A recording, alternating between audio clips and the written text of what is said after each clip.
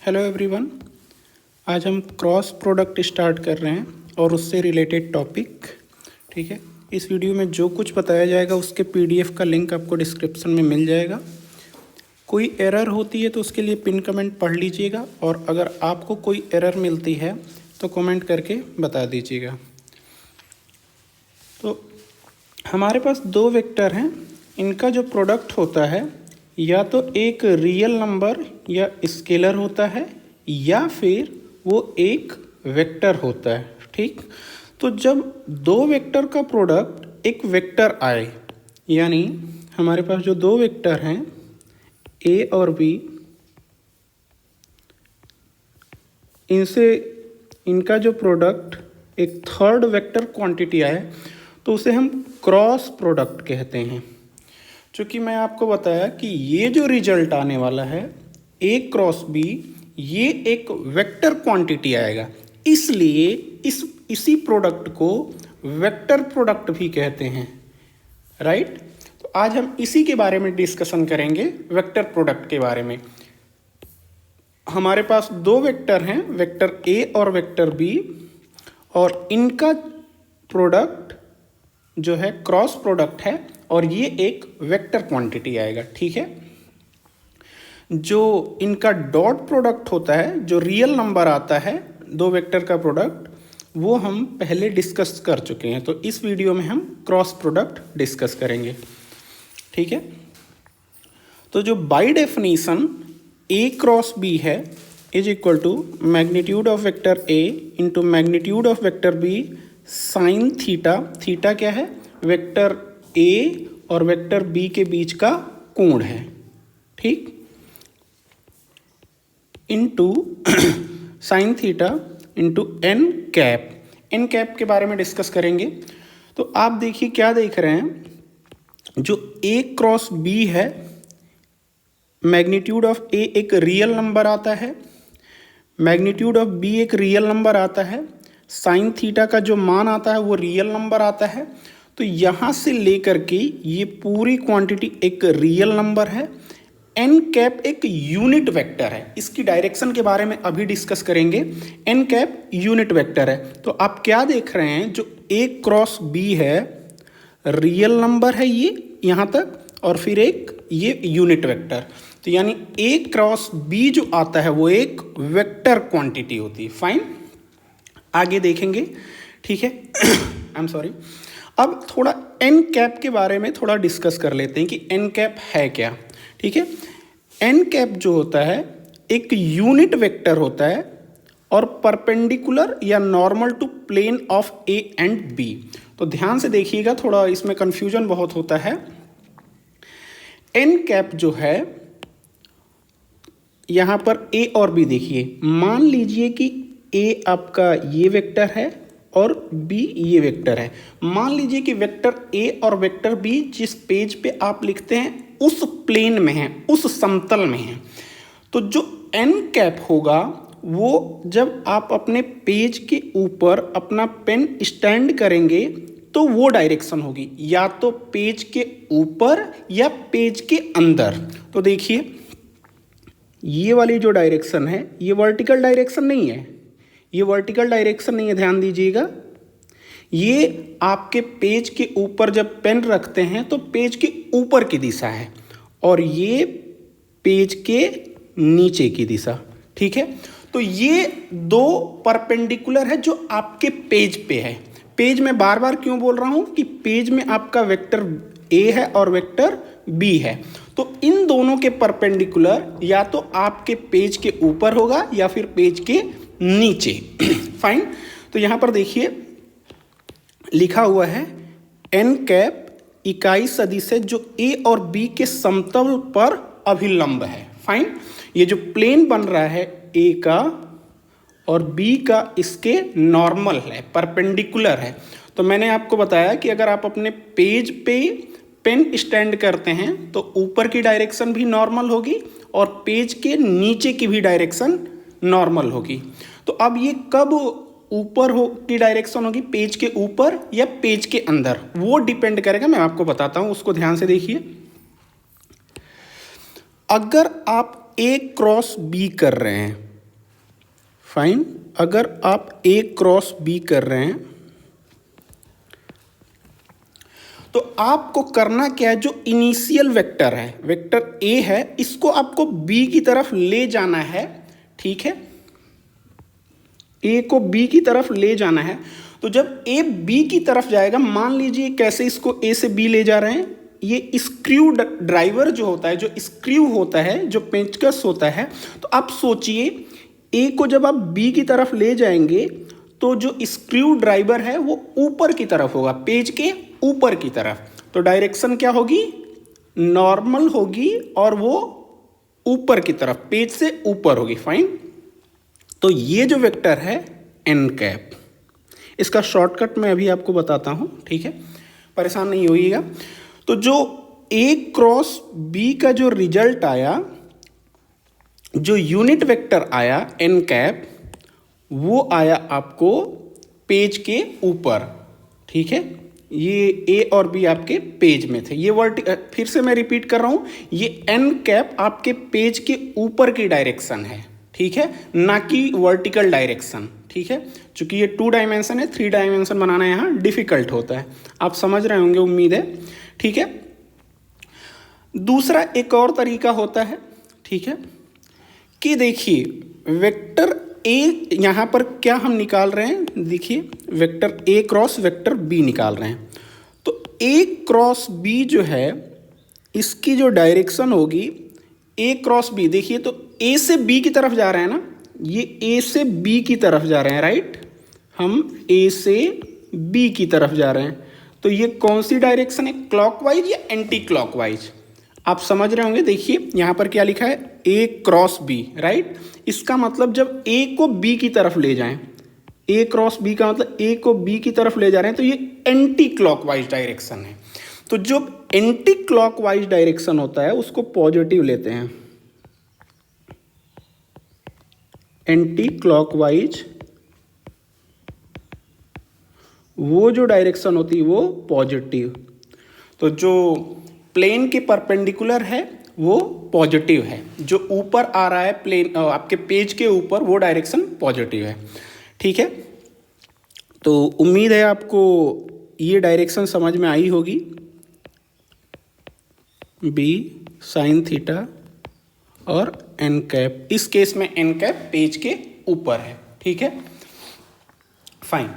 तो उम्मीद है एन कैप की डायरेक्शन आपको पता चल गई होगी। ठीक है, अब क्या है, अगर आप बी क्रॉस ए लेते हैं, ध्यान दीजिए, अगर मैं बी क्रॉस ए लेता हूं, ध्यान से देखिए मैंने ऑर्डर चेंज कर दिया है। अगर मैं बी क्रॉस ए लिखूंगा तो इसको लिखूंगा magnitude of A, magnitude of B sine theta. अब इस बार देखिए, चूंकि पेज के ऊपर हमने क्या लिया है, पॉजिटिव, ठीक, पेज के ऊपर की डायरेक्शन को पॉजिटिव जेड डायरेक्शन कहते हैं और पेज के अंदर निगेटिव। तो अब देखिए बी क्रॉस ए, ध्यान से देखिए, ये बी क्रॉस ए मैंने लिखा है, इसका मतलब बी को हम ए की तरफ घुमाएंगे। देखिए ये जो वेक्टर बी है, इसको हम, जो वेक्टर बी है उसको ए की तरफ। तो अब एक तो पहला जो इस राइट हैंड स्क्रू रूल होता है, जो आप जो स्क्रू ड्राइवर है उसके थ्रू। तो अब ये बताइए, जब आप बी को ए की तरफ ले जाएंगे स्क्रू ड्राइवर से, तो स्क्रू ड्राइवर अंदर की तरफ जाएगा, पेज के अंदर जाएगा। जब वेक्टर बी को ए की तरफ घुमाना है तो स्क्रू ड्राइवर जब मूव करेगा तो वो पेज के अंदर जाएगा। तो अब वो पेज के अंदर क्या कहलाएगा, एन कैप नहीं, माइनस एन कैप, क्योंकि पॉजिटिव जो अपवर्ड डायरेक्शन है पेज के ऊपर, अगर पॉजिटिव एन कैप है तो अंदर क्या होगा, माइनस एन कैप। जैसे आपका पॉजिटिव एक्स डायरेक्शन में आई कैप होता है और निगेटिव एक्स डायरेक्शन में यूनिट वेक्टर क्या होता है, माइनस आई कैप। फाइन। वैसे ही अगर पेज के ऊपर प्लस एन कैप है तो निगेटिव डायरेक्शन में क्या होगा, minus n cap. Fine, minus n cap. तो अगर बी क्रॉस ए की मैं बात करूं, बी क्रॉस ए, तो ये माइनस जो है यहाँ का, इसको मैं बाहर ले आता हूँ, तो ये क्या हो गया, सॉरी माइनस साइन बाहर आ गया, magnitude a magnitude b sine theta N cap. तो आप क्या देख रहे हैं, ये b cross I am sorry, ये बी क्रॉस ए है, दिस इज माइनस साइन, और इसको मैं क्या लिख सकता हूं, ये क्या है, ए क्रॉस बी। देखिए ए क्रॉस बी क्या है, ये फाइन। तो आप क्या देख रहे हैं, ये कोमोटेटिव लॉ को फॉलो नहीं करता है, ये कोमोटेटिव लॉ को फॉलो नहीं करता है, यानी b cross a cross b के बराबर नहीं है, वो निगेटिव ऑफ दैट है, ठीक है, निगेटिव ऑफ दैट। यानी इनका अगर बी क्रॉस ए है, अगर मैं ऑर्डर चेंज कर देता हूं तो मुझे निगेटिव साइन लगाना पड़ेगा, ठीक है, समझ में आया, फाइन। एक और यहां पर आपको, सॉरी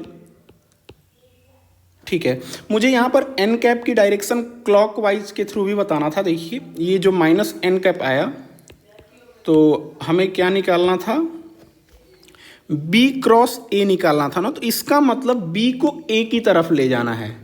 ये कौन सी डायरेक्शन है, क्लॉकवाइज। तो क्लॉकवाइज डायरेक्शन जो होती है वो निगेटिव होती है,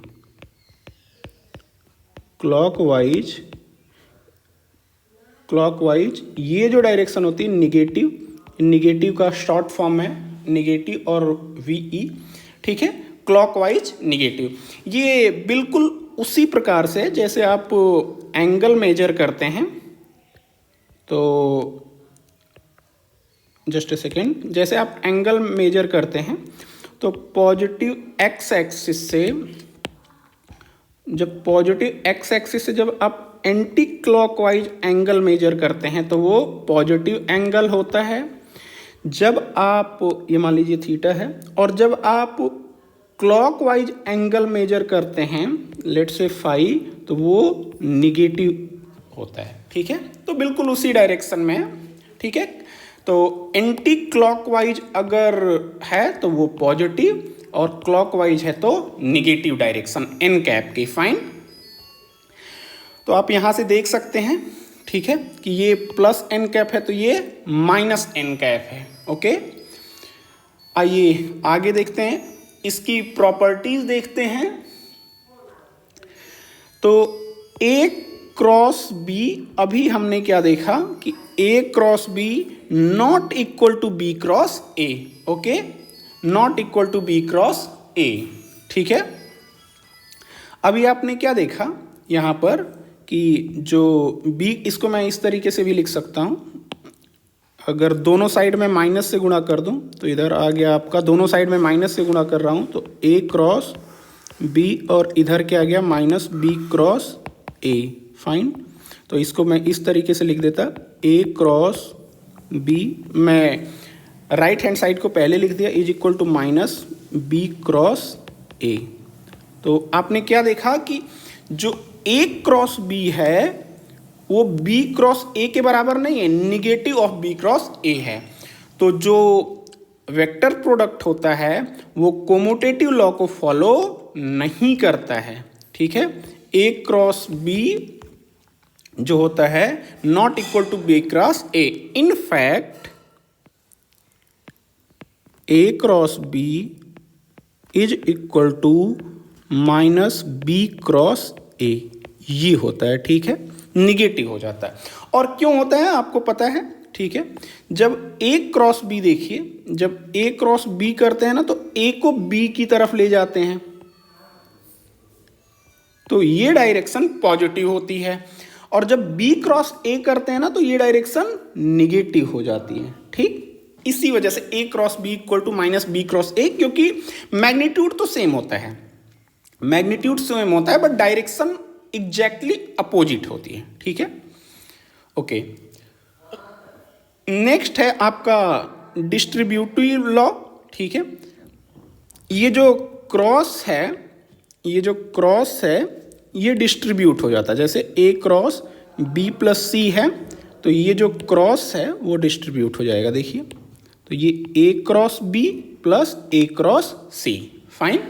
या फिर कभी कभी राइट हैंड साइड से ज़्यादा यूजफुल होता है, ए क्रॉस बी है, ए क्रॉस सी है। तो आप क्या देख रहे हैं, ए क्रॉस कॉमन ले लेते हैं, तो ए क्रॉस कॉमन ले लिया, तो यहाँ पर वेक्टर बी बचा और यहाँ पर वेक्टर सी, तो ये बी प्लस सी दोनों साइड से यूज करते हैं। सिमिलरली अगर यहाँ पे निगेटिव साइन हो जाएगा तो यहाँ पर निगेटिव साइन हो गया, ठीक है, ओके। अब एक कॉन्सेप्ट है कोलिनियर वेक्टर या फिर पैरेलल वेक्टर, ठीक है, कोलिनियर वेक्टर या पैरेलल वेक्टर, ठीक है। तो दो वेक्टर समरेखी या समानांतर कहलाते हैं यदि वे या तो एक ही रेखा पर हों, ठीक, एक ही रेखा पर हों। तो देखिए ये वेक्टर ए है और ये वेक्टर बी है, और आप ये लाइन देख रहे हैं एक ही लाइन पर हैं, ठीक, ये तो ये है, ए और बी एक ही लाइन पर हैं, ठीक है, ए और बी एक ही लाइन पर हैं। तो ये कैसे वेक्टर कहलाएंगे, पैरेलल वेक्टर या फिर कोलिनियर वेक्टर। या फिर ये देखिए ये वेक्टर ए है, इसकी डायरेक्शन ये है, ये वेक्टर बी है, डायरेक्शन अपोजिट है, ये भी कोलिनियर वेक्टर कहलाएंगे क्योंकि ये एक ही रेखा पर हैं। तो अगर मैं आपसे पूछूं कि यहाँ पर एंगल का क्या मान है, तो यहाँ पर थीटा का मान 0 है। वेक्टर ए और बी के बीच का कोण कितना है, थीटा का मान कितना है, 0 डिग्री, ठीक। और यहाँ दो वेक्टर के बीच का कोण जो होता है वो उनके टेल और टेल के बीच का होता है। तो अगर बी को आगे एक्सटेंड करके ले जाएं तो एक ही रेखा पे जो कोण होगा दोनों का बराबर होगा, तो दोनों का डिफरेंस 0 होगा, तो दोनों के बीच का कोण 0 डिग्री होगा। यहाँ पर देखें इस ये वेक्टर ए के टेल और बी के टेल में कितना डिग्री का कोण है, 180 डिग्री का। तो यहाँ पर थीटा का मान कितना है, 180 डिग्री। यहाँ पर थीटा का मान कितना है, 180 डिग्री, ठीक है। तो ये तो पहला वाला पॉइंट हो गया। दो जो वेक्टर हैं या तो वो एक ही रेखा पर हों यानी सेम लाइन पर हों, या फिर पैरेलल टू सेम लाइन, ठीक है, दो लाइन एक ही सरल रेखा के समानांतर हों, ठीक है। तो ये देखिए ये एक रेखा है आपकी, ये एक रेखा है और इसके समानांतर ये है। तो ये दोनों वेक्टर भी क्या कहलाएंगे, ये दोनों वेक्टर भी कोलिनियर वेक्टर कहलाएंगे, और इनके भी बीच का कोण थीटा बराबर कितना होगा, 0 डिग्री, ठीक है। सिमिलरली एक और केस है, ये vector just a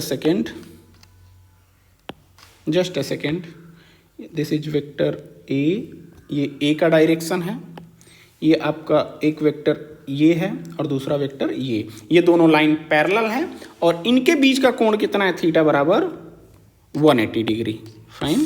theta is equal to 180 degree,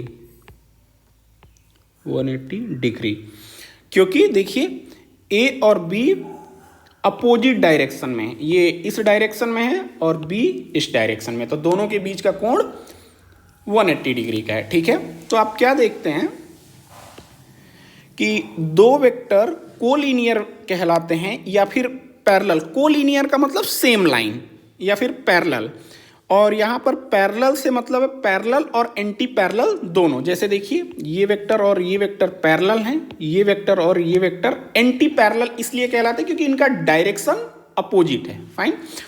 तो दो वेक्टर कोलिनियर वेक्टर या पैरेलल वेक्टर तब कहलाते हैं जब वो या तो एक ही रेखा पर हों, जैसे ये वाले एग्जाम्पल 1 और एग्जाम्पल 2 में, या फिर एक ही सरल रेखा के समानांतर हों, एग्जाम्पल 3 और एग्जाम्पल 4, ठीक है।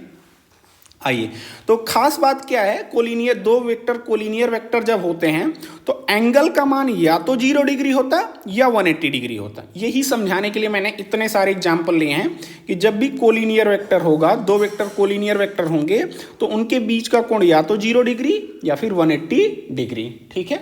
चलिए देखिए, तो अब देखिए क्रॉस, नेक्स्ट पॉइंट है cross product of two equal vector, fine, यानी दोनों वेक्टर सेम है, हमारे पास वेक्टर ए है, तो ए क्रॉस ए क्या होगा, by definition magnitude of A, magnitude of a, दो सेम वेक्टर के बीच का कोण 0 डिग्री होता है क्योंकि वो एक ही डायरेक्शन में पॉइंट आउट कर रहे होते हैं, ठीक है। तो ये वेक्टर ए है, मैं इसको कॉपी कर लेता हूं, ठीक है। इन दोनों वेक्टर, ये दोनों चूंकि सेम वेक्टर हैं, इनका डायरेक्शन एक ही है, तो इनके बीच का कोण 0 डिग्री होगा, ठीक है। इनके बीच का कोण 0 डिग्री होगा। अगर इस ए के टेल को यहां पर लेके आए तो दोनों के बीच कितना डिग्री का कोण होगा, 0 डिग्री का कोण है, ठीक है, फाइन। तो ये हो गया आपका साइन 0 और ये एन कैप। चूंकि साइन 0 कितना होता है, 0, इसलिए ए क्रॉस ए क्या होगा, 0।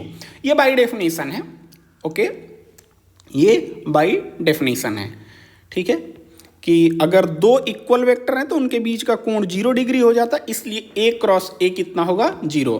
अगर ये आपको परिभाषा याद है तो फिर आप ये निकाल सकते हैं, ठीक है। तो दो सेम वेक्टर हैं तो उनका क्रॉस प्रोडक्ट 0 होता है, दो समान सदिशों का सदिश गुणन 0 होता है, फाइन।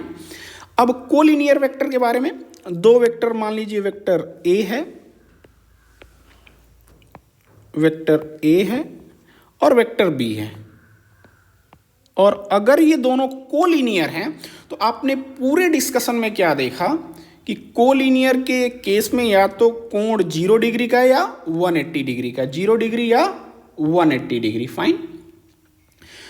तो अगर मैं ए क्रॉस बी लिखूं, a cross b is equal to magnitude of A into magnitude of b into sine theta, theta या तो 0 डिग्री होगा या 180 डिग्री, तो theta equal to either 0 degree or 180 degree. तो इस केस में साइन थीटा का क्या मान होगा, sine theta is equal to 0। क्यों, जब थीटा का मान 0 डिग्री होता है तो भी साइन 0 इक्वल टू 0 और साइन 180 डिग्री भी क्या होता है, 0। तो उस केस में क्या होगा, ए क्रॉस बी क्या हो जाएगा, ए क्रॉस बी क्या होगा, 0, ओके। तो अगर दो वेक्टर कोलिनियर वेक्टर हैं, इसका मतलब उनका क्रॉस प्रोडक्ट 0 है, ठीक है।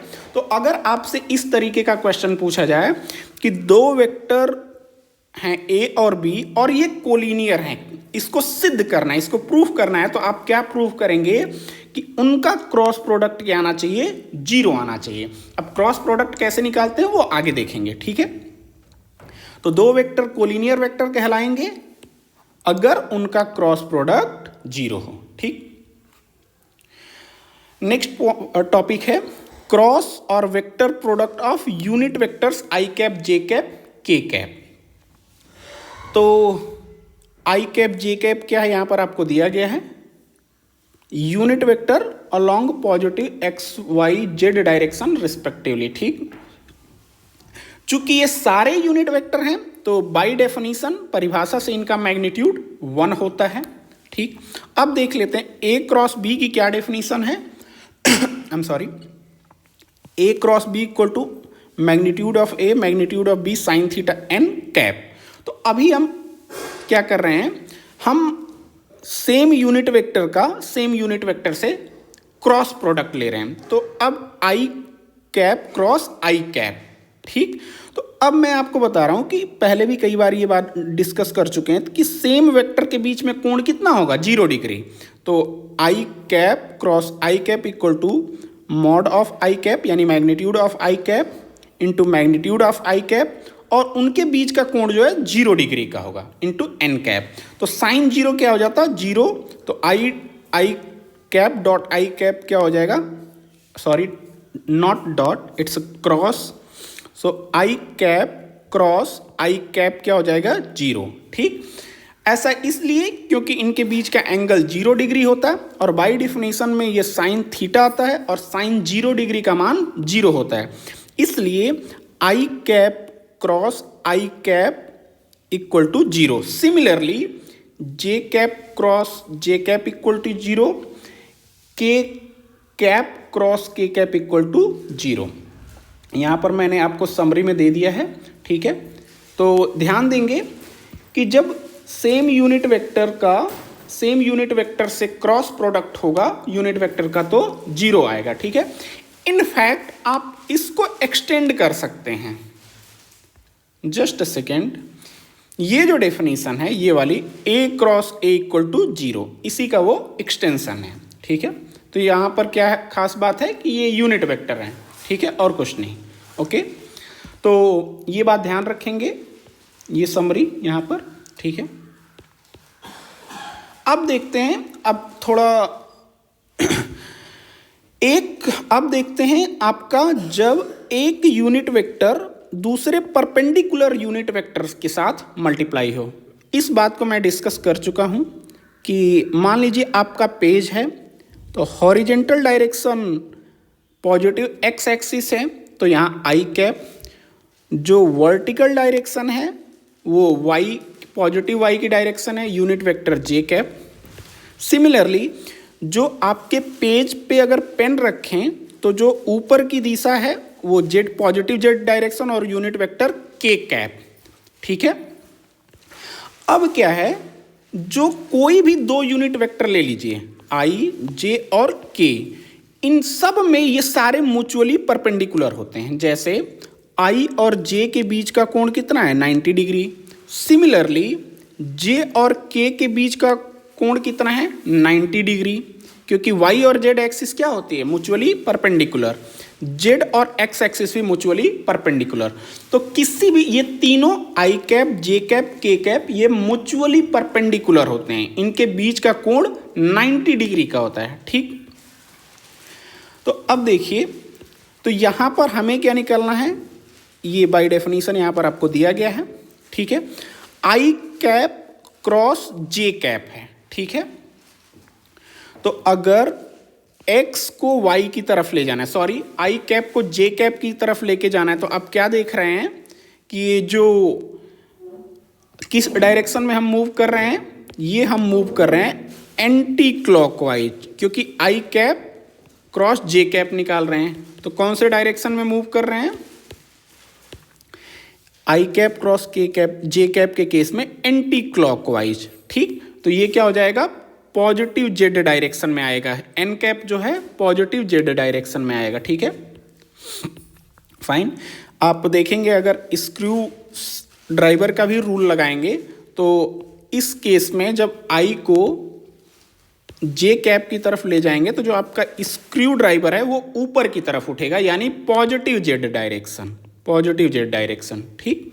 जब आई कैप को जे कैप की तरफ ले जा रहे हैं तो स्क्रू ड्राइवर ऊपर की तरफ उठेगा, इसका मतलब पॉजिटिव जेड डायरेक्शन। अगर इससे बहुत आसान तरीका वो मैं अभी आपको बता दूंगा सर्कल के थ्रू, इसके माध्यम से वो बहुत आसान होता है, ठीक है। अब ये देखिए, आई को जब जे की तरफ ले जा रहे हैं तो कौन सी डायरेक्शन है, एंटी क्लॉकवाइज, फाइन। तो आई को जब जे की तरफ ले जा रहे हैं तो आई क्रॉस जे का जो क्रॉस प्रोडक्ट लेंगे तो जो यूनिट वेक्टर आएगा वो के कैप आएगा, ठीक है, वो के कैप आएगा, फाइन। क्यों, क्योंकि एंटी क्लॉकवाइज डायरेक्शन है। तो देखिए आई कैप क्रॉस जे कैप क्या है, magnitude of i cap, magnitude of J cap और साइन 90 डिग्री, दोनों के बीच का कोण 90 डिग्री, और के कैप आई और जे की, आई से जब जे गए तो एंटी क्लॉकवाइज, तो पॉजिटिव के कैप, फाइन। तो आई क्रॉस जे क्या हो गया आपका, आई क्रॉस जे इक्वल टू के कैप, ठीक है। ये बहुत ही इंपॉर्टेंट है, बहुत ही इंपॉर्टेंट है ये। तो जब देखिए आई से जे की तरफ आए तो एंटी क्लॉकवाइज डायरेक्शन जा रहे थे, तो पॉजिटिव के कैप। सिमिलरली जब जे क्रॉस के करेंगे, देखिए जे क्रॉस के करेंगे तो देखिए यहाँ पे सर्कल में देखिए जे से जब के जा रहे हैं तो कौन सी डायरेक्शन है, देखिए जे से हमको के की तरफ जाना है तो एंटी क्लॉकवाइज। तो जे क्रॉस के जो होगा वो जे से जब के की तरफ एंटी क्लॉकवाइज जाए तो आई कैप आएगा, परपेंडिकुलर डायरेक्शन में आई कैप। तो देखिए जे क्रॉस के इक्वल टू आई कैप आएगा, ठीक ठीक। सिमिलरली अब देखिए के क्रॉस आई कैप है, फाइन। तो जब के से आई की तरफ जा रहे हैं, देखिए के से आई की तरफ, तो यानी एंटी क्लॉकवाइज जा रहे हैं, एंटी क्लॉकवाइज, तो देखिए k क्रॉस i क्या हो जाएगा, k क्रॉस i उसके आगे क्या है j, तो उसका परपेंडिकुलर वेक्टर j। ठीक है, तो समरी के तौर पे यहाँ पे मैंने लिखा हुआ है, देखिए i से जब j जा रहे हैं तो अगला क्या है, देखिए यहाँ पे i से जब j गए तो अगला क्या है k vector. Fine, anti clockwise जा रहे हैं, j से जब k गए j क्रॉस k तो अगला वेक्टर क्या है i कैप, एंटी क्लॉकवाइज जा रहे हैं तो पॉजिटिव। ठीक है, और k क्रॉस i यानी k से जब i गए तो एंटी क्लॉकवाइज गए तो j कैप आएगा उसका अगला वेक्टर, परपेंडिकुलर वेक्टर। ठीक, फाइन। और देखिए मैं आपका क्लॉकवाइज भी एक बता देता हूं, जैसे देखिए j क्रॉस i है, j क्रॉस i है। फाइन, तो j क्रॉस i का मतलब ये कौन सा डायरेक्शन है, क्लॉकवाइज। तो क्या गया, j cross i equal to k cap नहीं आएगा, माइनस k कैप आएगा। फाइन, सिमिलरली जब क्या करना है k क्रॉस j में देखिए क्या है, k से j की तरफ गए k क्रॉस j, तो ये क्लॉकवाइज घूम रहे हैं, तो k क्रॉस j क्लॉकवाइज घूम रहे हैं, इसलिए i कैप नहीं होगा, minus i cap. Fine, similarly आपका लास्ट क्या है i क्रॉस k, ये i है और ये k है, तो कौन सी डायरेक्शन में है, क्लॉकवाइज, तो इनका परपेंडिकुलर वेक्टर क्या होगा j cap.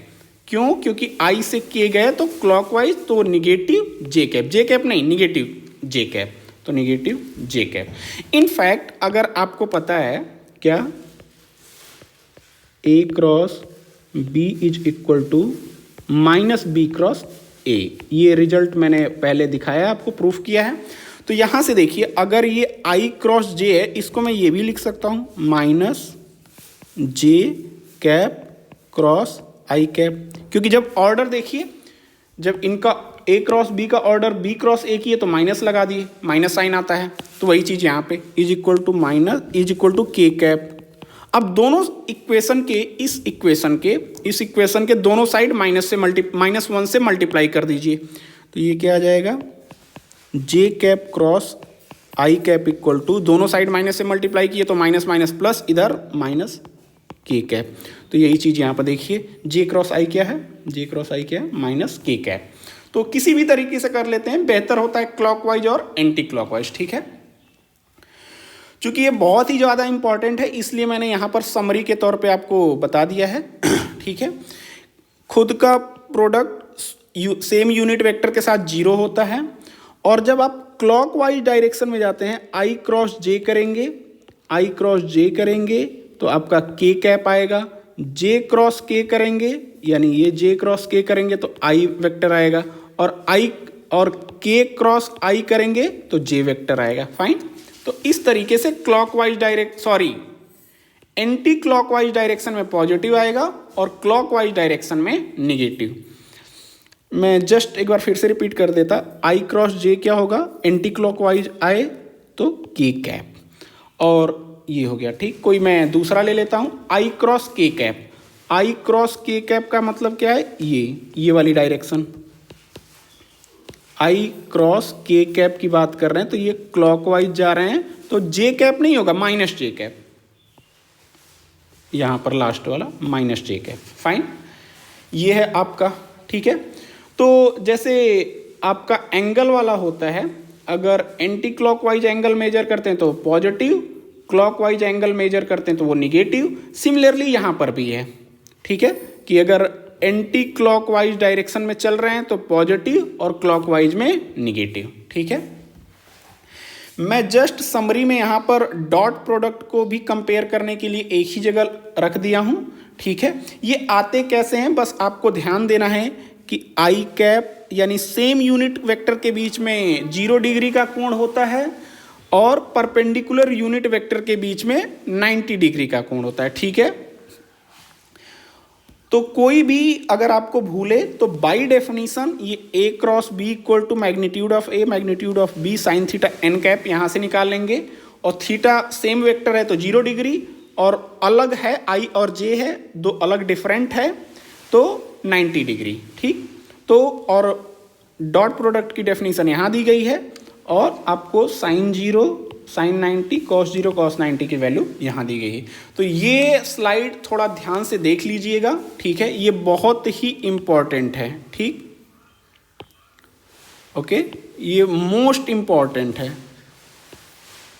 Just a second. Okay, ठीक है, ये स्लाइड बहुत ही इंपॉर्टेंट है, इसको ध्यान से देख लीजिए। ठीक है, यहाँ पे कंपैरिजन के लिए डॉट और क्रॉस दोनों को एक जगह कर दिया गया है। ठीक है, ये आपका है vector product in terms of rectangular component. ठीक है, तो यहाँ पर वेक्टर ए दिया गया है, यहाँ पर वेक्टर बी दिया गया है। ठीक है, और आपको ए क्रॉस बी निकालना है। ठीक है, तो ए का मान यहाँ पर है और बी का मान यहाँ पर। तो जस्ट इनको जैसे डिस्ट्रीब्यूटिव लॉ के अकॉर्डिंग डिस्ट्रीब्यूट कर देते हैं, तो ए क्रॉस आई कैप और फिर ये पूरा वेक्टर। फाइन।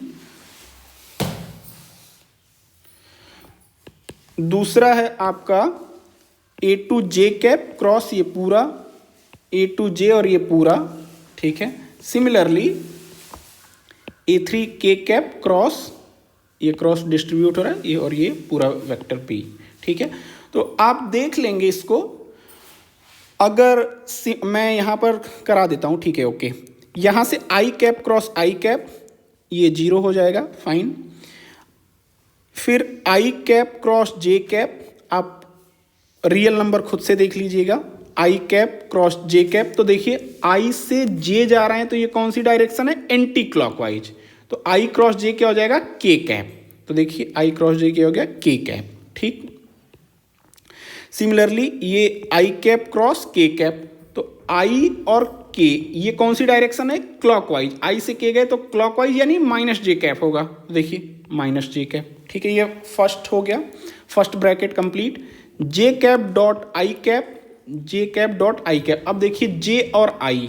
ठीक है, जे और आई देखिए कौन सी डायरेक्शन में हमें जाना पड़ेगा। Just a second. तो अब देखिए जे से आई हम क्लॉकवाइज जा रहे हैं, तो अब के नहीं होगा, माइनस के होगा। देखिए माइनस के। ठीक। सिमिलरली जे का जे से वो तो 0 हो जाएगा, जे क्रॉस जे वो 0 हो जाएगा क्योंकि साइन 0 0 होता। सिमिलरली जे क्रॉस के, अब देखिए जे क्रॉस के किस डायरेक्शन में मूव करना है हमें, जे क्रॉस के हम जा रहे हैं एंटी क्लॉकवाइज। एंटी क्लॉकवाइज का मतलब पॉजिटिव आई कैप। तो देखिए ये जे क्रॉस के क्या हो गया, पॉजिटिव आई कैप। ठीक है, फिर यहाँ देख लीजिए ये के और आई है। फाइन, के और आई है, के और आई। तो के और आई में देखिए कौन सा डायरेक्शन है, देखिए यहाँ पर जस्ट ए सेकेंड, के और आई, के और आई। तो के क्रॉस आई ये एंटी क्लॉकवाइज यानी पॉजिटिव जेड। के क्रॉस आई कहाँ गया, ये के क्रॉस आई तो पॉजिटिव जेड। ठीक है, उसके बाद के का जे के साथ के क्रॉस जे, तो के क्रॉस जे क्या है, ये क्लॉकवाइज जा रहा है, तो यानी आई कैप नहीं माइनस आई कैप, ये माइनस आई कैप। और फिर के का के कैप के साथ ये कितना हो गया, 0 हो जाएगा। ठीक है, तो ये देख लीजिएगा। फिर उसके बाद हमने क्या किया है, बस इकट्ठा कर लिया है। देखिए आई कैप कहाँ है, ये आई कैप है और ये आई कैप है, तो ये यहाँ पर लिख दिया। और ये जे कैप है और दूसरा जे कैप कहाँ है, ये जे कैप है, तो माइनस जे कैप कॉमन लेके ये लिख दिया। और के कैप कहाँ, ये और एक और के कैप होगा, ये के कैप का है, तो यहाँ लिख दिया। तो ये परेशान मत होइए, बहुत ही सिंपल और एलिगेंट आता है इसका रिजल्ट।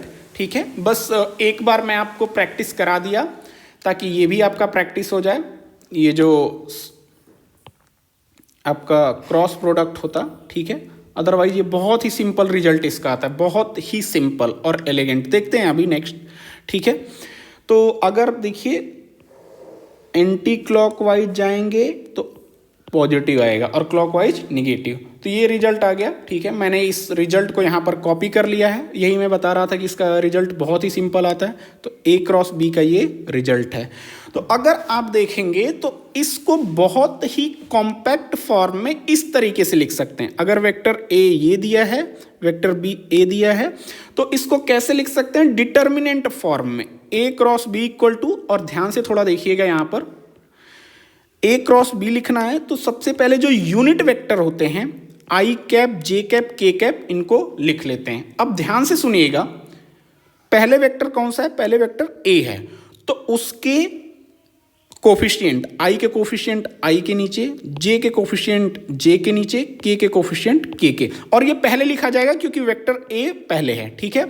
और वेक्टर बी बाद में है, ये वेक्टर बी है, तो वेक्टर बी के कोफिशिएंट आई कैप के कोफिशिएंट b1, तो वो आई कैप के नीचे आएगा b1, जे कैप का कोफिशिएंट b2 है यहाँ पर, तो वो b2, और के कैप का कोफिशिएंट b3, ठीक है। तो और जब आप a क्रॉस b निकालेंगे, इसको एक्सपेंड करेंगे, तो ये इक्वेशन और ये इक्वेशन बिल्कुल ही सेम है। तो ये बहुत ही आसान होता है क्रॉस प्रोडक्ट निकालना, सिर्फ आपको डिटर्मिनेंट की वैल्यू कैलकुलेट करनी होती है। और डिटर्मिनेंट बनता कैसे है, डिटर्मिनेंट कैसे बनता है, जस्ट ए सेकेंड। सबसे पहले हम यूनिट वेक्टर लिखते हैं आई कैप जे कैप के कैप, और उसके बाद जो वेक्टर ए होता है उसके कोफिशिएंट ऑर्डर में a1 a2 a3।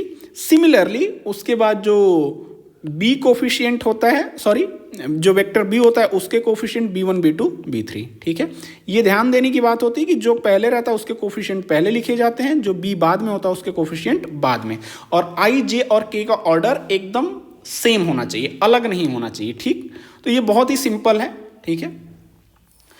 अब एंगल बिटवीन टू वेक्टर्स, तो मान लीजिए वेक्टर ए और बी के बीच का कोण थीटा है, ये मान लीजिए वेक्टर ए है, ये मान लीजिए वेक्टर बी है, ठीक है। एक वेक्टर कोई ए है, मान लीजिए ये वेक्टर ए है और ये वेक्टर बी है, और उनके बीच का कोण ये थीटा है, फाइन। तो by definition A cross B क्या होता है, ये यहाँ पर दिया गया है। अब मैं क्या कर रहा हूँ, दोनों साइड मैग्नीट्यूड ले रहा हूँ, ठीक है, दोनों साइड इक्वेशन के मैग्नीट्यूड ले रहा हूँ। तो ये देखिए मैग्नीट्यूड मैंने ले लिया इस साइड भी और इस साइड भी, ठीक। तो मैंने ये मैग्नीट्यूड इक्वेशन के इस साइड भी ले लिया। तो ए क्या है, एक रियल नंबर, मैग्नीट्यूड ऑफ ए क्या होता है, रियल नंबर आता है जो वेक्टर की इस वेक्टर की लेंथ को बताता है, यहाँ से यहाँ तक की लंबाई। सिमिलरली वेक्टर बी क्या होता है, इस वेक्टर की लंबाई बताना है, यानी एक रियल नंबर। साइन थीटा क्या होता है, एक रियल नंबर। तो इनको आपको ये मॉडुलस की प्रॉपर्टी पता होगी, तो इनको इस तरीके से लिख सकते हैं, ठीक है। और एन कैप क्या है, यूनिट वेक्टर। तो यूनिट वेक्टर एन कैप का मान कितना होता है, 1, उसका मैग्नीट्यूड ले ले तो 1। आप सोच रहे होंगे साइन थीटा को मैंने मॉडुलस से बाहर ले लिया है, ऐसा इसलिए मैंने किया है कि आपको पता है जो थीटा का मान है 0 से 180 डिग्री, यानी थीटा कहाँ है, फर्स्ट क्वाड्रेंट और सेकंड क्वाड्रेंट में। और आप सबको पता है कि फर्स्ट क्वाड्रेंट और सेकंड क्वाड्रेंट में ये हमेशा पॉजिटिव होता है, तो इस मॉडुलस का कोई मीनिंग नहीं है। क्यों, क्योंकि जैसे मान लीजिए modulus of 1/2 is equal to 1/2, अगर नंबर पॉजिटिव हो तो मॉडुलस हटा देने से भी कोई फर्क नहीं पड़ता है, ठीक है, ओके। तो इसीलिए मैंने इसको मॉडुलस के बाहर ले लिया है, समझ में आया, क्योंकि थीटा जो है 0 से 180 डिग्री के बीच में होता है, और साइन थीटा जो है फर्स्ट क्वाड्रेंट और सेकंड क्वाड्रेंट में पॉजिटिव होता है, ठीक है, फाइन। तो यहाँ से अगर मैं साइन थीटा की मान निकालूँ, ये यहाँ से, तो साइन थीटा का मान मुझे अगर निकालना है तो इसको डिवाइड कर देना होगा। तो देखिए ये ए क्रॉस बी का मैग्नीट्यूड डिवाइड बाई ये लिख दिया, ठीक है, यानी ये किसके बराबर हो गया, साइन थीटा। तो साइन थीटा का एक और मान क्या है, ए क्रॉस बी पहले निकालेंगे, उसका magnitude divide by magnitude of A into magnitude of B, ठीक है। और ए क्रॉस बी कैसे निकालते हैं, वो ये इस डिटर्मिनेंट से बहुत आसानी से निकाल लेंगे, ठीक। तो इस तरीके से साइन थीटा का मान आप कैलकुलेट कर सकते हैं, फाइन। तो ये एक फॉर्मूला हो गया।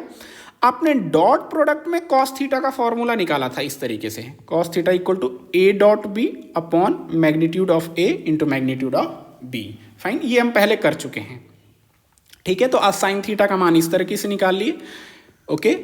और आपको एक आइडेंटिटी पता होगी, sine square theta plus cos square theta equal to 1, तो वहां से भी अगर एक पता है तो दूसरा कैलकुलेट कर सकते हैं, ठीक है। जो भी प्रॉब्लम होंगे वो नेक्स्ट वीडियो में सॉल्व करेंगे, ठीक है। अब हमारे पास क्या है, यूनिट वेक्टर, ये थोड़ा देखिएगा ध्यान से, unit vector normal to the plane of two given vectors, fine. अब देखिए वेक्टर ए ये है, वेक्टर बी ये है, ठीक है। तो मान लीजिए इनका क्रॉस प्रोडक्ट क्या आता है, एक वेक्टर आता है। अगर आप ध्यान दें, यहाँ देखिए हमारे पास वेक्टर ए था, वेक्टर बी था, और इनको जब मल्टीप्लाई किया तो एक और वेक्टर आया, आई कैप के साथ कुछ कोफिशिएंट जे कैप और के कैप, ये क्या आया, एक वेक्टर आया, क्रॉस प्रोडक्ट क्या था, एक वेक्टर आया। ठीक है, तो यहां पे जो A क्रॉस B है ये क्या आएगा, एक वेक्टर जिसको मैंने C से रिप्रेजेंट किया है। ठीक है, अब मैं आपको बताता हूं कि जो C का जो डायरेक्शन होगा, C का जो डायरेक्शन होगा क्या होगा। मैंने जब क्रॉस प्रोडक्ट डिस्कस किया था तो आपको बताया था ये जो वेक्टर A का ये प्लेन, ये वेक्टर और ये वेक्टर इसके प्लेन के परपेंडिकुलर होगा, जिसमें वेक्टर A और B बने हैं, जिसमें वेक्टर A और वेक्टर B बने हैं, तो उस प्लेन के परपेंडिकुलर। तो मान लिया मैं कि वेक्टर A और वेक्टर B जो आपका पेज है उसी में है, तो उनके परपेंडिकुलर क्या होगा, जब आप पेन स्टैंड करेंगे तो जो पॉजिटिव डायरेक्शन होगी, क्यों, क्योंकि हम A क्रॉस B निकाल रहे हैं एंटी क्लॉकवाइज, तो ये पॉजिटिव डायरेक्शन है।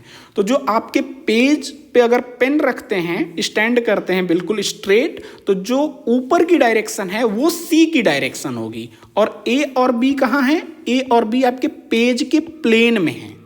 अगर A और B आपके पेज के प्लेन में है तो जो उनका प्रोडक्ट आएगा, जो C वेक्टर होगा, तो जो C वेक्टर की डायरेक्शन होगी इस प्लेन के जिसमें A और B हैं उसके परपेंडिकुलर, यानी जब आप पेन स्टैंड करेंगे तो ऊपर की दिशा में पॉजिटिव।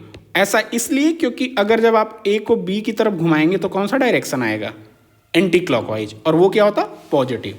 तो अब एक खास बात मैं आपको बता रहा, जो वेक्टर C आया है, जो वेक्टर C आया है वो A के भी परपेंडिकुलर होगा। क्यों, क्योंकि वेक्टर A कहाँ पे है, आपके पेज पे है, और जो C वेक्टर है वो कहाँ पे है, आपके पेज के परपेंडिकुलर है। जब आप अपने पेज पे पेन रखेंगे तो जो ऊपर की दिशा आएगी वो है। ठीक है, तो वो परपेंडिकुलर। और जो वेक्टर C है वो B के भी परपेंडिकुलर है। क्यों, क्योंकि B आपका जो दिया हुआ पेज है जिस पे आप लिख रहे हैं उसमें है, और जो C वेक्टर आता है वो पेज के परपेंडिकुलर आता है। जब आप पेन स्टैंड करेंगे तो जो ऊपर की डायरेक्शन है पॉजिटिव वो आएगी, क्योंकि हम एंटी क्लॉकवाइज यहाँ पर घुमा रहे हैं। ठीक है, A क्रॉस B का मतलब A को B की तरफ घुमाते हैं तो कौन सी डायरेक्शन आएगी। ठीक, तो ये बहुत ही इंपॉर्टेंट है। जो ये रिजल्टेंट वेक्टर होता है, जो C होता है A क्रॉस B, ठीक है, जो ये वेक्टर आएगा वो A के भी परपेंडिकुलर होता और ये B के भी परपेंडिकुलर होता। Very very important. यानी जो वेक्टर C है वो प्लेन जिसमें A और B हैं उनके परपेंडिकुलर होता है। ये किसका सिंबल है, परपेंडिकुलर का, मतलब 90 डिग्री है। तो ठीक है, तो ये बहुत ही इंपॉर्टेंट है कि जो नया वेक्टर C बन के आता है वो A और B दोनों की क्या होता, परपेंडिकुलर। ठीक है, उम्मीद है आपको समझ आया होगा। तो मैं आपको पहले भी बता चुका हूं कि कोई भी वेक्टर का अगर हमें मैग्नीट्यूड पता हो, यानी ये मैग्नीट्यूड C, वेक्टर C, और आपको यूनिट डायरेक्शन पता हो, तो जो वेक्टर C होता है, वेक्टर C होता है वो उसको क्या बोलते हैं, उसको कैसे कैलकुलेट करते हैं, मैग्नीट्यूड इनटू यूनिट वेक्टर। ठीक, तो यहां से अगर आप C कैप कैलकुलेट करेंगे तो vector C divide by magnitude of C। Fine, तो अगर C है क्या, देखिए C क्या है, यहां देखिए C equal to A cross B है, तो ये A cross B, magnitude of C मतलब A क्रॉस C का मान A क्रॉस B है, तो ये C है और उसका ये मैग्नीट्यूड। तो हमारे पास अगर देखिए कोई भी दो वेक्टर गिवन हो, वेक्टर A और वेक्टर B, और इनके परपेंडिकुलर, इनके प्लेन के परपेंडिकुलर अगर यूनिट वेक्टर फाइंड आउट करना है तो वो वेक्टर कैसे फाइंड आउट करेंगे, उन दोनों वेक्टर जो गिवन वेक्टर है A और B उनका क्रॉस प्रोडक्ट डिवाइडेड बाई जो क्रॉस प्रोडक्ट आया है उसका मैग्नीट्यूड। ठीक है, तो इस तरीके से हम कैलकुलेट कर सकते हैं। ठीक है, तो इन जनरल चूंकि यहां पर मैंने C वेक्टर ले लिया इसलिए C कैप लिखा है। यूजुअली आपको ये यूजुअली ये आपको C कैप नहीं N कैप लिखा होता, तो मैं उसको नोटेशन को फॉलो कर लेता हूं, तो मैं इसको N कैप ही लिख देता हूं। फाइन, तो ये आपका मान लीजिए ये यूनिट डायरेक्शन N कैप है, तो यहाँ पर N कैप और N कैप का ये मान और N cap is equal to this one. ठीक है, जब मैं पहली बार आपको ये यूनिट वेक्टर पढ़ा रहा था, जस्ट ए सेकेंड, तो मुझसे एक टाइपिंग एरर हो गई थी, वो एरर यहाँ पर है। जब मैं आपको बताया कि कोई भी वेक्टर ए है, वेक्टर ए को अगर उसका मैग्नीट्यूड दिया है, मैग्नीट्यूड इनटू यूनिट वेक्टर लिख सकते हैं। इसके बाद जब मैंने यूनिट वेक्टर का यहाँ से मान निकाला, unit vector A is equal to, तो यहाँ पर भी मैंने वेक्टर लगा दिया, सॉरी मैग्नीट्यूड लगा दिया, वो गलत हो गया, ये टाइपिंग एरर हो गई मुझसे। यहाँ पे ए कैप का मान क्या होगा, vector a divide by magnitude of a, ये तो ठीक है, यहाँ पे ये मैग्नीट्यूड गलती से मुझसे लग गया, ठीक है। तो वो मैग्नीट्यूड नहीं होगा, इसको मैं इरेज कर देता तो ये मैग्नीट्यूड नहीं होगा, ठीक है, फाइन। वेक्टर ए यानी ए कैप का जो मान होता है vector a divide by magnitude of a. और इस एरर को करेक्ट कराया है Vishal Bharti, computer science department, ठीक है, CSC department, GP Mau. So thanks to him. तो आइए अपने टॉपिक पे आ जाते हैं। Just a second, where we are, fine, just a second, fine, हम लोग यहाँ पर हैं। Oh I am sorry, just a second, we are at this point, हाँ फाइन। तो हम लोग क्या डिस्कस कर रहे थे, कोई भी दो वेक्टर दिया हो, वेक्टर ए और वेक्टर बी, तो इसके परपेंडिकुलर यूनिट वेक्टर का क्या फॉर्मूला होगा, वो उन दोनों वेक्टर का क्रॉस प्रोडक्ट डिवाइड बाई जो क्रॉस प्रोडक्ट आया उसका मैग्नीट्यूड। इस पे एक सवाल पूछे जाते हैं, इस पे क्वेश्चन पूछे जाते हैं, ठीक है। तो इस फॉर्मूले को आप ध्यान में रखेंगे, ठीक है, ओके। सो आइए नेक्स्ट। अब क्या है कि condition for two vector in parallel, ठीक है, पैरेलल की कंडीशन, ठीक है।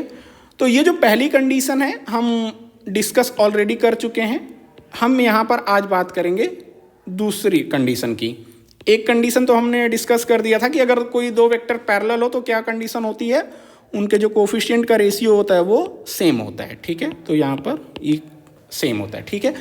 अभी क्या, आज एक और कंडीशन डिस्कस करेंगे कि और क्या पॉसिबल है। देखिए ये वेक्टर ए है, ये वेक्टर बी है, और खास बात क्या है, दोनों वेक्टर पैरेलल हैं।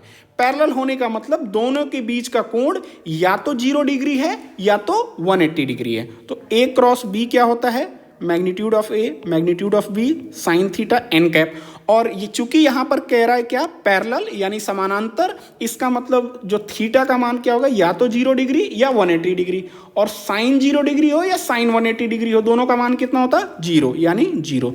तो अगर दो वेक्टर कहा जाए कि प्रूफ कीजिए कि वो दोनों वेक्टर पैरेलल हैं, तो उसको करने के लिए आपको क्या दिखाना होगा कि इनका जो क्रॉस प्रोडक्ट है वो क्या है, 0। यानी ये कंडीशन है किसकी, दो वेक्टर के पैरेलल होने की, ठीक है।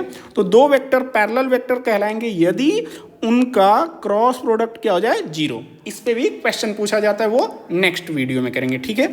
तो ये कंडीशन है, इंपॉर्टेंट कंडीशन, कि जब दो वेक्टर पैरेलल हो तो उनका क्रॉस प्रोडक्ट क्या होगा, 0, फाइन। अब यहां पर कुछ रिजल्ट हैं जिसको मैं प्रूफ नहीं करूंगा, ठीक है। अगर आप ये ए क्रॉस बी है, फाइन, ये मैं इसका मैग्नीट्यूड पहले कैलकुलेट कर चुका हूं, तो कितना आता है, magnitude A cross B equal to magnitude of A magnitude of B sine theta. तो जो देखिए ये वेक्टर ए है और ये जो मैंने हाईलाइट किया है वो वेक्टर ए का क्या है, वो वेक्टर ए का मैग्नीट्यूड है।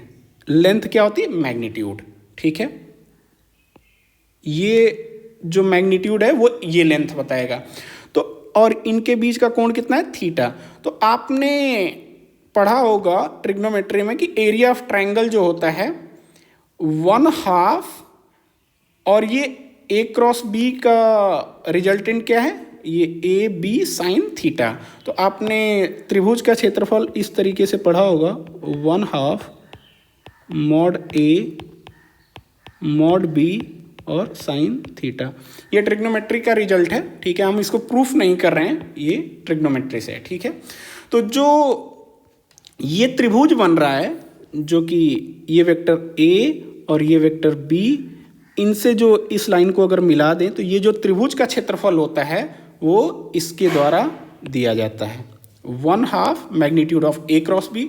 सिमिलरली ये जो पैरेललोग्राम बनेगा, ये वेक्टर ए और ये वेक्टर ए, ये वेक्टर बी और वेक्टर बी, ये जो पैरेललोग्राम बनता है, जो समानांतर चतुर्भुज बनता है, उसका जो क्षेत्रफल होता है magnitude of A cross B. Fine. तो ये रिजल्ट बस मैं स्टेट कर रहा हूँ, प्रूफ नहीं कर रहा हूँ, ठीक है। तो जो ए क्रॉस बी मैग्नीट्यूड है उसका हाफ कर देंगे तो ये इस त्रिभुज का क्षेत्रफल निकल जाएगा, और केवल मैग्नीट्यूड ले लेंगे तो इस पूरे समानांतर चतुर्भुज का क्षेत्रफल निकल जाएगा, ठीक है। ये रिजल्ट है, प्रूफ मैं नहीं कर रहा हूं, ठीक है। ओके, नेक्स्ट है आपका अब समरी है, ठीक है। I think just a second, मैं क्रॉस प्रोडक्ट का जस्ट एक एग्जाम्पल बता दे रहा हूं, ठीक है। तो क्रॉस प्रोडक्ट का एग्जाम्पल क्या है कि जब दो वेक्टर का, जैसे हम ए क्रॉस बी करते हैं, ए क्रॉस बी करते हैं, तो वो क्या आता है, magnitude of A magnitude of B sine theta N cap. तो मैं आपको बता चुका हूं कि ये एक रियल नंबर है और एन कैप यूनिट वेक्टर है, यानी ए क्रॉस बी क्या आता है, एक वेक्टर आता है। बस उसका मैं एग्जाम्पल स्टेट कर रहा हूं। मान लीजिए कि कोई भी चार्ज पार्टिकल Q है जो वेलोसिटी v से मूव कर रहा है, तो वेलोसिटी वेक्टर v है, और जो मैग्नेटिक फ्लक्स डेंसिटी है जिसको हम B से डिनोट करते हैं, B क्या है, magnetic flux density, B is magnetic flux density, v क्या है, वेलोसिटी इन मीटर पर सेकेंड, ठीक है, यूनिट। फाइन। तो अगर उनके बीच का जो कोण है वो थीटा है, तो जो इस पार्टिकल पे फोर्स लगेगा वो दिया जाता है जो Q times V cross B। तो फोर्स कैसी क्वांटिटी है, एक वेक्टर क्वांटिटी है। तो आप क्या देख रहे हैं, ये जो फोर्स वेक्टर क्वांटिटी है, दो वेक्टर क्वांटिटी का क्रॉस प्रोडक्ट होने के बाद ये क्या रहा है, वेक्टर क्वांटिटी, ठीक। Q charge on the particle, ये स्केलर है, एक नंबर से मल्टीप्लाई कर रहे हैं, तो किसी भी वेक्टर में, ये वेक्टर है उसमें स्केलर से मल्टीप्लाई करते हैं तो वेक्टर ही आता है, ठीक है। फाइन। तो जस्ट मैं आपको ये एक एग्जाम्पल दिया हूं कि कैसे, मैं यहां पर फिजिक्स एक्सप्लेन नहीं कर रहा हूं, जस्ट आपको ये बता रहा हूं कि दो वेक्टर का क्रॉस प्रोडक्ट एक तीसरा वेक्टर यहां पर है, ठीक, दैट्स इट। मेरा पर्पज सिर्फ यहाँ पे एक एग्जाम्पल बताने का है कि दो वेक्टर का जो क्रॉस प्रोडक्ट आता है वो एक वेक्टर आता है। तो ये एग्जाम्पल है आपका कि जो फोर्स आ रहा है, जो वेक्टर होता है, वो इन दो वेक्टर क्वांटिटी का क्रॉस प्रोडक्ट है, ठीक है। फाइन। फाइन। उसके बाद आप जो इस क्लास में पढ़े उसकी समरी है, चूंकि टॉपिक बहुत ही हैवी है, ठीक है। तो हमने a cross B equal to magnitude of A magnitude of B sine theta N cap. तो अब मैं आपको बता रहा हूं कि जो ये वेक्टर ए है, जस्ट ए सेकेंड, अगर ये वेक्टर ए है, ये वेक्टर बी है, कोई भी एक वेक्टर ए और बी है, एक ए है, ये बी है, और इनके बीच का कोण थीटा है। तो मैं आपको बता रहा हूं जो इनका क्रॉस प्रोडक्ट होता है वो जिस प्लेन में ए है और जिस प्लेन में बी है, एक प्लेन में अगर है तो इनके ये परपेंडिकुलर होता है। जो एन कैप होता है, जो ये एन कैप होता है वो परपेंडिकुलर होता है ए के भी और बी के भी, यानी ए और बी जिस प्लेन में होते हैं उसके परपेंडिकुलर होता है। तो मैं कई बार बताया हूं आपको कि मान लीजिए कि ये ए और बी आप जिस पेपर पे लिख रहे हैं अगर उस प्लेन में है तो अपने पेपर के ऊपर पेन स्टैंड कीजिए स्ट्रेट, और जो पेन की डायरेक्शन होगी वो डायरेक्शन ए क्रॉस एन कैप की होगी या फिर ए क्रॉस बी कैप की होगी। तो यानी जो ये एन कैप होता है वो ए के भी परपेंडिकुलर होता है और बी के भी परपेंडिकुलर होता है। एन कैप का मान आपको निकालने बताया था मैंने कि दोनों वेक्टर का क्रॉस प्रोडक्ट ले लीजिए और उनके क्रॉस प्रोडक्ट का मैग्नीट्यूड, तो ये यूनिट वेक्टर होगा जो perpendicular to a and b. आपको पता है a cross b not equal to b cross a, ये कॉम्यूटेटिव लॉ को फॉलो नहीं करता है क्योंकि डायरेक्शन अलग हो जाती है। ए क्रॉस बी की और बी क्रॉस ए की अपोजिट डायरेक्शन हो जाती है। मैग्नीट्यूड तो सेम होता है बट डायरेक्शन अपोजिट हो जाती है। तो दो वेक्टर को सेम होने के लिए मैग्नीट्यूड भी सेम होना चाहिए, डायरेक्शन भी सेम होनी चाहिए। ठीक, आपने क्या देखा, a cross b is equal to minus of b cross a. Order अगर इनका चेंज करते हैं तो यहाँ माइनस साइन आता है और ये माइनस साइन वही जो डायरेक्शन का है। एक अगर ए क्रॉस बी का पॉजिटिव डायरेक्शन है तो बी क्रॉस ए का निगेटिव। मैग्नीट्यूड सेम होता है लेकिन डायरेक्शन अपोजिट होती है, इस वजह से ये निगेटिव साइन आता है। फाइन। सेम वेक्टर प्रोडक्ट के साथ जो होता है ए क्रॉस ए जीरो होगा, किसी वेक्टर का उसी वेक्टर से मल्टीप्लाई करेंगे तो जीरो होगा क्योंकि कोण जीरो हो जाता और साइन जीरो क्या होता, जीरो। फाइन। और ये आपका यूनिट वेक्टर का है क्योंकि सेम वेक्टर है, इसी का एक्सटेंशन है ये तीनों। ए क्रॉस ए का ही ये एक्सटेंशन है, सेम वेक्टर है। और ये किस तरह से एंटी क्लॉकवाइज डायरेक्शन में होते हैं उसके हिसाब से। और ये इसका एक्सटेंशन है, ठीक है, क्योंकि यहाँ पर आपको दिया हुआ है, क्या दिया हुआ है देख लेते हैं। अगर आई क्रॉस जे इक्वल टू के है तो अगर इनका ऑर्डर चेंज कर देंगे, जे क्रॉस आई कर देंगे तो के ना रख के माइनस के कैप हो जाएगा इस फॉर्मूले से भी, और जो आपको क्लॉक एंटी क्लॉकवाइज बताया है।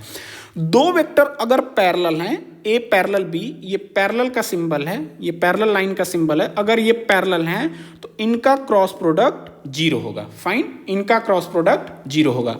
और वेक्टर ए इस तरीके से है, वेक्टर बी इस तरीके से, तो इनका जो क्रॉस प्रोडक्ट होता है बहुत ही सिंपल, आई कैप जे कैप के कैप। और चूंकि ए क्रॉस बी है तो ए का कोफिशिएंट यानी आई का कोफिशिएंट जे का और के का इस तरीके से लिखा जाएगा, A1 A2 A3। फाइन। और बी चूंकि बाद में है तो ये B1 B2 B3 इसी ऑर्डर में लिखेंगे। और साइन थीटा, फाइन, यहाँ पे मुझसे गलती हो गई है, यहाँ डॉट नहीं है, ये क्रॉस है। और ये शायद पूरा कॉपी किया है जो कि गलत हो गया है, ठीक है। तो हमने क्या प्रूफ किया था, sine theta is equal to